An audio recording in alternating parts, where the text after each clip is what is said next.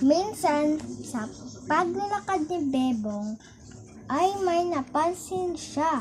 Kakaiba ang sigay na ito. Malaki at iba rin ang hugis.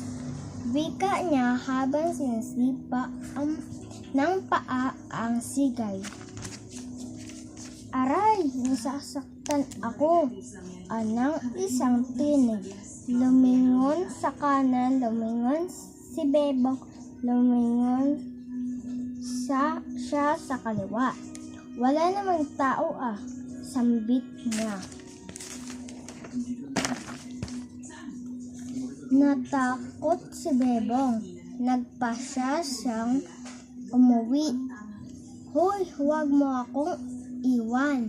Napatingin si Bebong sa malaking sigay. Para kasing doon nanggaling ang tinig.